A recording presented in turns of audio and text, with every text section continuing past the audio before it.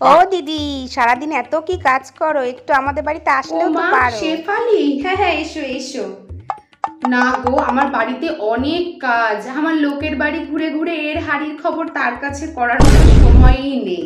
দেখো দিদি, আমারও অত সময় নেই, তবে তোমাকে একটা কথা বলতেই আসলাম। তোমার মেয়েকে কিন্তু আজকাল অনেক রাতে ও এই মা, ছেলে সেই ছেলের সাথে তাই? দেখা যায়। তো তুমি কবে থেকে বিনা পয়সায় বডিগার্ডের কাজ শুরু করলে? জানতাম না তো আমি। মানে?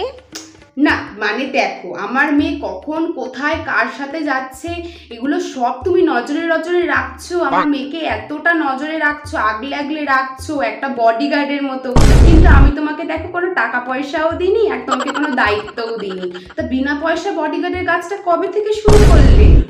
দেখো বাবু, তোমার ভালোর জন্যই বলছিলাম। আর মেয়েটা তো দিন দিন কেমন একটা দুপসিপানা হয়ে যাচ্ছে গো। কি বাবা, আমার মেয়ে কি তোমাদের বাড়িতে খেতে যাচ্ছে না? দাঁড়াও, এখনই আমি ওকে ডেকে জিজ্ঞেস করছি। আমাদের বাড়ি খাবে কেন? যাচ্ছে না? ই বাবা, তাহলে তোমার এত গায়ে লাগছে কেন? আমার মেয়ে তো আমাদের বাড়িতে আমাদের পয়সায় খাচ্ছে। আমার মেয়ে মোটা হোক আর রোগা হোক তা নিয়ে তো তোমার কথা বলার কথা না, বলো। দেখো বাপু, না বলে পারলাম না, পোশাক আশাকের ছিড়িবিদ্দিও কিন্তু ভালো ও, না। পোশাক আশাক ভালো না বলছো? আচ্ছা একটা কাজ করো, আমি এক্ষুনি ডেকে দিচ্ছি রিমিকে। তুমি বরং ওকে নিয়ে শপিং মলে গিয়ে তোমার পছন্দ মতন সব পোশাক আশাক কিনে দাও, ঠিক আছে? একটু ওয়েট করো। আমি আজকে যাই, এই, হ্যাঁ, পরে উঠলে কথা কেন? বলবো, কাজ আছে অনেক আমার।